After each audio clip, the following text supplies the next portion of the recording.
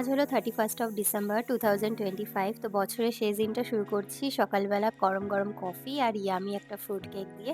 তারপরে ব্রেকফাস্ট করে চলে আসলাম জিমে। আর আজই হলো লাস্ট জিম, তারপরে দুদিন পর পর অফ থাকবে কারণ 1 জানুয়ারি বন্ধ থাকে আর ফ্রাইডেও বন্ধ থাকে। দেন জিম থেকে এসে আবার একটা চকো চিপসওয়ালা ভেজ কেক নিয়ে বসে পড়েছি, যেটা দারুণ খেতে ছিল, মিয়ামরে থেকে ছিল।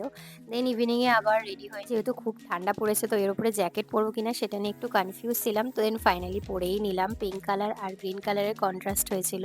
তো তারপরে বেরোলাম, আগে পেট্রোল রিফিলিং করা হলো, তারপরে চলে আসলাম সিটি সেন্টার 2-তে।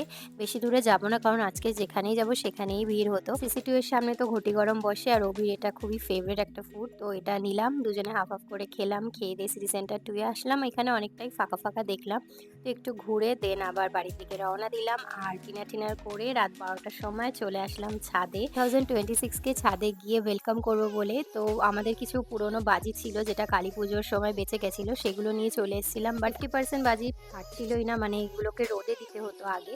কিছু কিছু তারাবাজি ছিল, সেগুলোই জ্বলছিল। তো অনেক আমরা চেষ্টা করলাম জ্বালানোর জন্য, বাট জ্বলেনি। কিছু কিছু চরকি ছিল, 3টে চরকি মতো ফেটেছে, তো সেগুলোই জ্বালিয়ে আমরা 2026কে ওয়েলকাম করলাম।